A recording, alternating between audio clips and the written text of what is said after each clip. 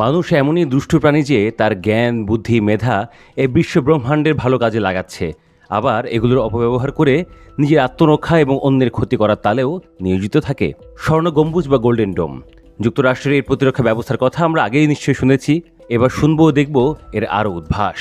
দেশটি মনে করে মহাকাশ শুধু প্রতিরক্ষা ও আক্রমণের অনুষঙ্গই নয়, বরং এসবের অন্যতম প্রধান নায়ক। আক্রমণের পূর্বাভাস ও শনাক্ত করার ক্ষেত্রে মহাকাশকে অনেকে সর্বাগ্রে এগিয়ে রাখেন। গোল্ডেন ডোম নির্ধারণের প্রথম ধাপে $25 বিলিয়ন বিনিয়োগের প্রতিশ্রুতি দিয়ে মার্কিন প্রেসিডেন্ট ডোনাল্ড ট্রাম্প জানিয়েছিলেন পুরো প্রকল্পের মোট ব্যয় প্রায় $175 বিলিয়ন হবে।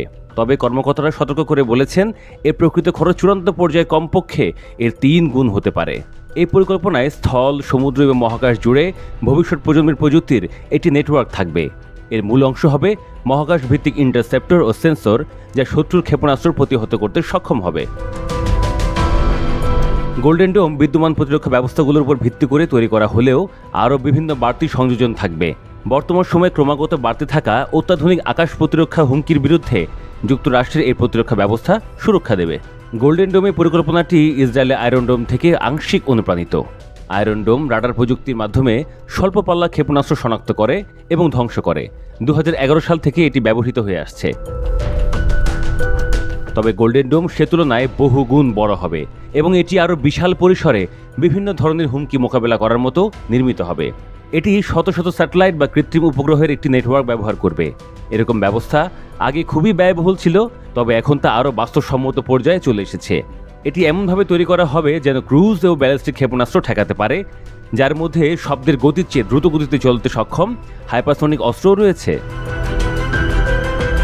এছাড়া ফ্র্যাকশনাল অরবিটাল বম্বারডমেন্ট সিস্টেম বা ফোবস, যা মহাকাশ থেকে ওয়ারহেড ছুড়তে সক্ষম, সেগুলো থেকেও সুরক্ষা দেওয়ার মতো করে প্রস্তুত করা হচ্ছে।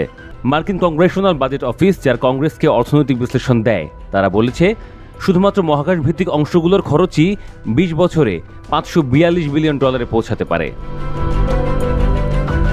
গোল্ডেন ডোম নাকি রাশিয়া ও চীনের ছোড়া ক্ষেপণাস্ত্র ঠেকানোর জন্য তৈরি করা হচ্ছে। মার্কিন প্রতিরক্ষা গোয়েন্দা সংস্থা বা ডিফেন্স ইন্টেলিজেন্স এজেন্সির একটি সাম্প্রতিক বিবৃতিতে বলা হয়েছে, ক্ষেপণাস্ত্র হুমকি পরিসর ও সংবেদনশীলতা দুই দিক থেকেই বাড়বে। রাশিয়া, চীন উভয় দেশের ক্ষেত্রে অভিযোগ করা হয়েছে যে তারা মার্কিন প্রতিরক্ষা ব্যবস্থায় দুর্বলতার জায়গা কাজে লাগাতে সক্রিয়ভাবে সিস্টেম ডিজাইনের চেষ্টা করছে। চীন ও রাশিয়া উভয়ই এই উদ্যোগকে অস্থিতিশীল বলে সমালোচনা করেছে।